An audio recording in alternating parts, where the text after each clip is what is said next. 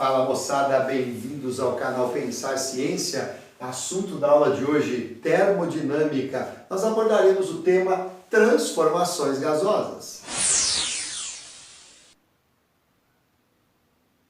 E essa abordagem será feita resolvendo 3 exercícios. O primeiro deles caiu no vestibular da Uninove e o seu enunciado trata do seguinte: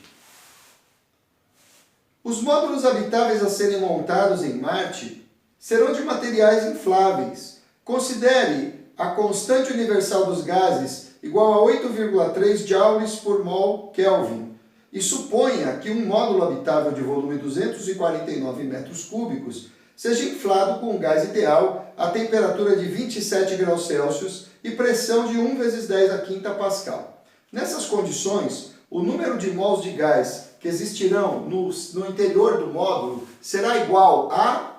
Muito bem, eu já anotei as informações relevantes do enunciado. Constante universal dos gases perfeitos, ele deu com uma casa decimal, 8,3 joules por mol Kelvin. Mas o mais importante aí é você lembrar que se isso aqui está em joules por mol Kelvin, esse joule vem do produto entre Pascal e metro cúbico. Por quê? Porque essa unidade com esse valor é associada ao Sistema Internacional de Unidades, onde você pode abordar a temperatura em Kelvin, a pressão em Pascal e o volume em metro cúbico. Agora tem um porém. Mesmo que não seja o sistema internacional, ou seja, que a pressão seja dada em atmosfera e o volume seja dado em litro, tem uma coisa que você não pode negociar em hipótese alguma: a unidade de medida de temperatura. Essa, em qualquer problema de termodinâmica, tem que ser sempre temperatura absoluta, ou seja, escala Kelvin. Não esqueça da dica: problemas de termodinâmica a gente resolve sempre com muito tesão, ok? Então, a primeira coisa que a gente vai fazer aqui, converter estes 27 graus Celsius em Kelvin. Ah, professor, eu esqueci como é que faz. Você aprendeu isso lá no curso de termometria. Mas eu vou ser um cara legal e vou relembrar para você aqui. Ó. Você apenas deve acrescentar 273 unidades, chegando então a um tesão de 300 Kelvin. E agora, você já pode calcular o número de mols. Lembra? Onde aparece o número de mols? Na equação de Clapeyron, não é? Na equação de estado de um gás, aquela que a gente convencionou apelidar de põe a vara no rombo do tatu. A pressão 1 vezes 10 a quinta Pascal, vou escrever simplesmente 10 a quinta. O volume 249 metros cúbicos. Número de mols é o que eu quero encontrar. Constante universal dos gases perfeitos. Aqui ele pediu para adotar 8,3.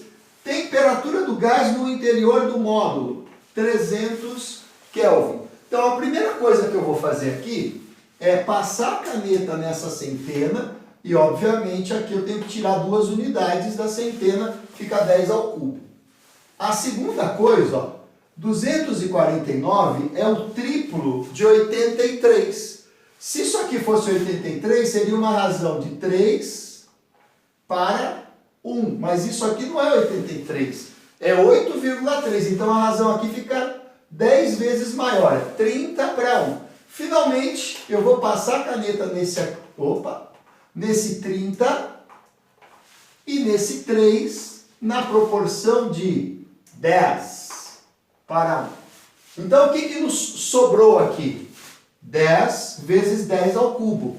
Portanto, o número de mols no interior desse módulo espacial, 10 vezes 10 ao cubo, 10 à quarta, em notação científica, 1,0 vezes 10 à quarta mols.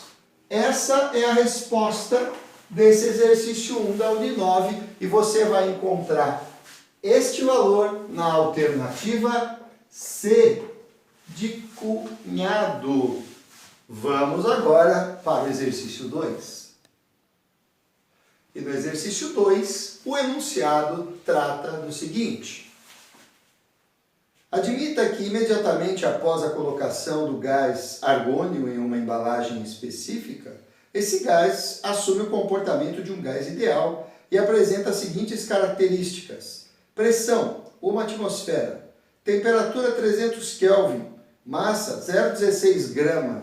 Nessas condições, o volume em mililitros ocupado pelo gás na embalagem é, dados, constante universal dos gases ideais, 0,08 atmosfera litro por mol Kelvin, massa molar do argônio, 40 gramas por mol. Então, pessoal, eu já anotei aqui mais uma vez as informações relevantes e tem duas coisas aqui, uma boa e outra ruim. Se você não ficar atento, você pode se dar mal. Essa questão é uma questão da Estadual do Rio de Janeiro e a coisa boa, a temperatura, de uma maneira surpreendente, foi dada em Kelvin. É muito raro no exercício de termodinâmica ele dar a temperatura em Kelvin. Geralmente ela é dada em Celsius e você tem que converter para Kelvin. E raramente também ela é dada em Fahrenheit. Se for dada em Fahrenheit, você passa para Celsius usando a fórmula e depois passa para Kelvin, que é mais fácil do que passar direto de Fahrenheit para Kelvin, cuja fórmula você desconhece, ok? Ela não foi abordada no nosso curso de termometria, embora dê para fazer usando a regra dos palitinhos. Bom, a coisa boa é essa. A coisa ruim é que ele pediu o volume em mililitros. Como a constante universal dos gases perfeitos foi dada em atmosfera litro, quando você aplicar, já que o que você quer aqui é o volume baseado na massa e na massa molar, ou seja, no número de mols, quando você calcular, você vai obter o volume em litros. E se o examinador for sacana, ele coloca uma das alternativas com esse resultado. Tá? Então, fique atento a isso. Mexeu com o número de mols e com as variáveis de estado de um gás, equação de Clapeyron. Então, vamos lá. Põe a vara no rombo do tatu, ok? Pressão exercida pelo gás, 1 atmosfera. Escrevo aqui. Volume ocupado pelo gás, é o que você deseja descobrir. Número de mols. Ah, professor, ele não deu o número de mols. Verdade. Mas ele te deu a massa do gás e a massa molar. Como é que a gente acha o número de mols? Você já viu isso muito mais até em química do que em física. Para achar o número de mols, você divide a massa da substância pela massa molar das partículas que constituem a substância. Claro, a gente está falando de substância pura, no caso aqui é gás argônio, ok? Então aqui eu vou trocar o número de mols por Mzinho, massa do argônio, 0,16, por Mzão, a massa molar do argônio, 40.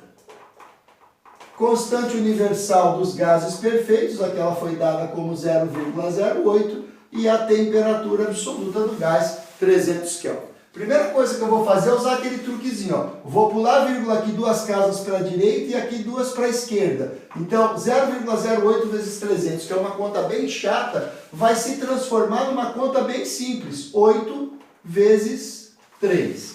E o que nós vamos fazer agora com este resultado aqui? Muito simples. Se você dividir 16 por 4, vai dar 4. Mas você não está dividindo por 4, você está dividindo por 40. Então vai dar 0,4. O problema é que você também não está dividindo 16, você está dividindo 0,016. Então você tem que pular a vírgula mais 2 casas. Ó. Você faz assim, aqui está o 4. Esse 0 pula uma casa. Essa vírgula pulou 2 casas para cá, mais 2. Então o resultado vai ser 0,004, ok? Ah, professor, eu sempre acho difícil esses truques que você usa. Não se apavore, faça a conta no papel, até você dominar os truques. Com os truques você ganha segurança e ganha tempo. E aqui o que sobrou? O volume. Né? Não nos esqueçamos que aqui o que eu tenho? 8 vezes 3, 24, então esse volume corresponde a 0,004 vezes 24 litros, ok? Mas ele não quer o volume em litro, por isso que eu anotei aqui para eu não esquecer. Ele quer em mililitro. Professor, eu vou ter que fazer essa conta chata? Depende, se você lembrar que 1 litro corresponde a 1000 mililitros, então para passar de litro para mililitro, eu vou ter que multiplicar isso aqui por 1000. Então eu multiplico esse cara por 1000. Ó. A vírgula vai pular 1, 2, 3 casas. O resultado vai ser 4 vezes 24, ou seja, o nosso volume em mililitros corresponderá a 4 vezes 24, 96 mililitros. Você encontrará este valor na alternativa A de acertei deste exercício. Se você não entendeu os truquezinhos, mais uma vez, arme a conta e resolva, não vá correr riscos desnecessários.